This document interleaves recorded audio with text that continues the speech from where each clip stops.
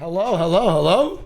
Yeah. Good morning, everybody. Hello. All right, Rostermania is sounding spicy. Now, I haven't really heard too much. I've heard everything. Like, basically everything you can imagine to Rostermania I've heard. Every detail, every little minute detail I've probably heard about, but I cannot say really anything at all. Sucks. That's how it's going to go. I will give my opinion as to some of the changes that I did see publicly. I also saw there's like some drama with like Go Next winning, and we'll go over all that good stuff. Raven said year 5 is last year in Apex Comp. We also, by the way, another thing we should definitely talk about here for sure is what do you guys think about the format for year 5 so far? We got that first tournament kind of announced at LAN. Shaheen leaked it to us. What do you think about that, man? Any thoughts on all that stuff? Definitely want to go through it all. So it's called the ALGS Open. I think it's going to be very interesting. For those of you who weren't aware of what that announcement was, because a lot of people did leave pretty early after the tournament was done because so many squads, it was just so late and so many things were happening at the time. But ALGS, it's called the ALGS Open. It's the first LAN of the year. We'll feature so year 5 will again feature 3 LAN events. Nothing's changing. Again, I want 4, but it is what it is. Okay? But the first offers an exciting new format at 160 teams. The ALGS Open will be one of the largest Battle Royale esports events of all time. 160 squads. Brother, where are we playing, man? That was the first concern I had when I read that. Where are we holding 160 teams? That is 480 players. How are we getting that done in 5 days? That has to be more expensive than a normal LAN. All the PCs, all of that, everything, like all the PCs, all the refs you're gonna need, all the techs, the amount of crashes that are gonna go on. I mean, we consistently have crashes for 120 players playing in a weekend? And now we're just gonna upgrade to 480? That's crazy work. That is insane work. It's gonna smell like in there. We need to hand out free hand sanitizer, free Gillette sticks, everything. I don't think we'll be casting it. There's no way. There's no shot we cast all that. It's going to be impossible. There has to be multiple games going on at the same time. If they literally don't have multiple games going on at the same time, I think what's going to happen, has anyone ever been to like a Call of Duty event pre-franchise? Anyone? So the way the Call of Duty events worked like pre-franchise, they had like a main stage where like all the professionals would play. And then on the side, there's like a bunch of setups where all like the open bracket would go through. And the open bracket teams have a chance to qualify to the main stage and play against the pro teams. It was really cool. It kept the Call of Duty scene alive for many, many years. It was pretty much one of the main things that people loved about Call of Duty is the come-up stories. They had like Alpha, like CDL Alpha, or Call of Duty Alpha, Call of Duty Bravo, Call of Duty Charlie, all this. It was really cool. It was awesome. And there's some amazing come-up stories. Genuinely, it was awesome. They'd have players that are maybe like their second time ever to LAN, going to main stage and performing well against pro players. It was cool. And the Call of Duty scene was thriving because of it. And then it got franchised and people felt some type of way and blah, blah, blah. I don't know franchising, how I feel about that. But I think it's got to be a very similar vibe to that, for sure. The only thing though, in those main stage games when the pros were playing, the crowd wasn't really that big. So I don't know how they're going to figure this out to be a beneficial thing for Apex financially. Like, I don't really know how you do this. Dude, it's 480 team. That's 480 players.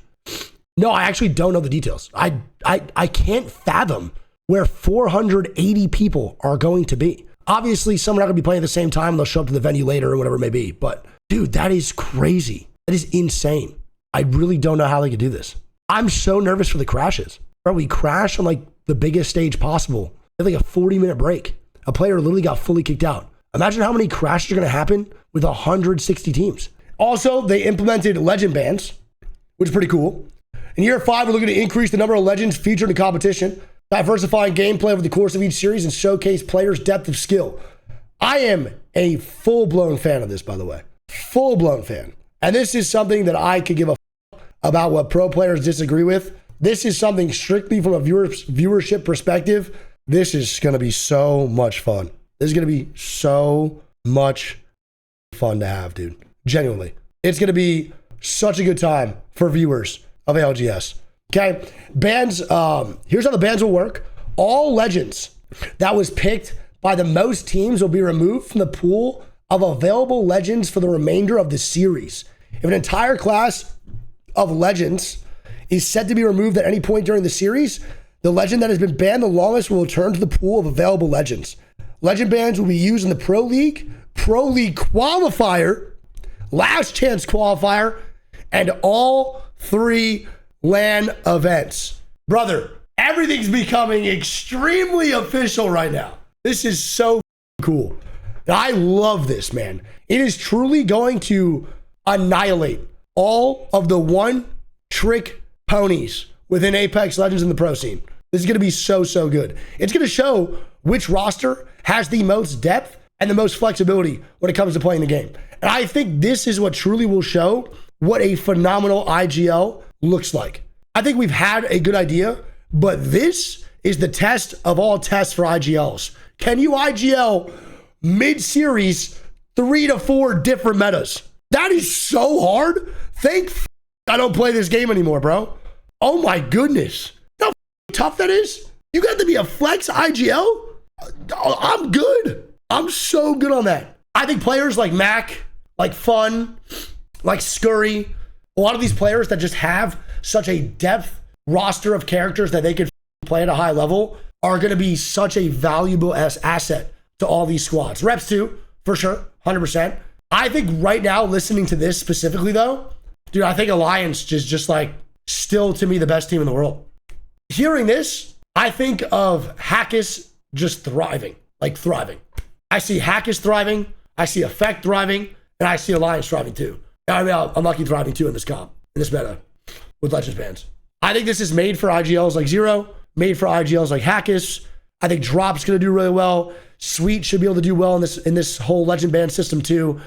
We're in for a good time. We're truly in for such a promising year 5 so far. And I think this is very important for sure to upgrade and to move forward with, I would say, at least positive changes within the ALGS scene. Things are starting to get a little bit more boring. They kind of made some switches for that, adding E-District in, and now they're adding more and more and more because it's not boring, but it is getting a little bit repetitive watching the same over and over again every game. I think as a viewer, if you're someone that's consistently in my channel, you probably feel the same way, right? It's fun, but on like game 7, you're watching the Ramparts do the same exact thing they did in game 1. It's kind of just boring. You start to be like, I would love if a team just whipped out Bloodhound and just went crazy right now. I think that's what's going to happen with this. Hopefully. We'll see.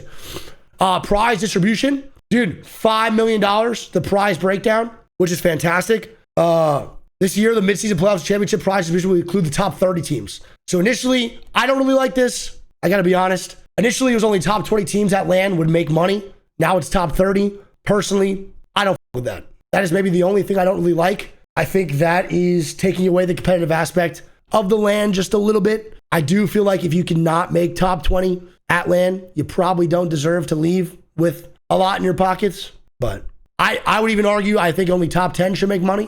But that's just me. That's just me. We'll have the POI drafting, obviously, continuing. And then expanded map pool. Year 5, Broken Moon is joining ALGS. How do we feel about that? How we feel? Thoughts? I gotta hear the chat's thoughts on this one. This might be the most polarizing map in Apex Legends history because I think Broken Moon started off so dog shit. Having Promenade, I couldn't take it after like 1 season of ranked.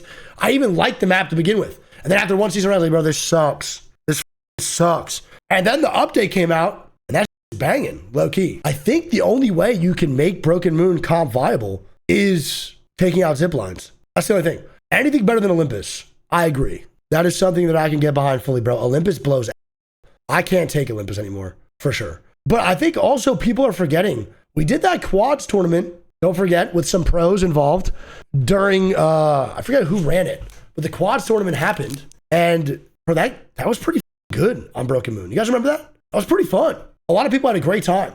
All right, so for viewer perspective, I'm going Olympus. Playing wise, I'm going KC. I have to. You can't play on Olympus. It is impossible. That map in a competitive environment is so hard. And it's not even because the map is difficult. It's just not set up for anything competitive Apex wise. It's set up for literally failure. With all the choke points, all the verticality, it's basically impossible to play consistently good on Olympus. Ranked, I'll take Olympus just because the colors and everything like that. But I think KC has a little bit more rhythm and a little bit more rewarding for actual good players on KC when it comes to comp. That's it, though.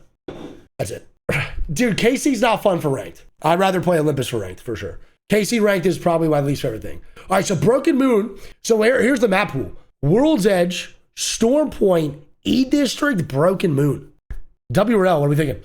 One Piece, 8 months. I am sick as fuck, man. I'm trying my best out here. Been sick for like a week and a half. WRL, 8 game sets? I have no clue. That's also what I want to know. Minus Tempo maybe has those details somewhere else, but we'll see.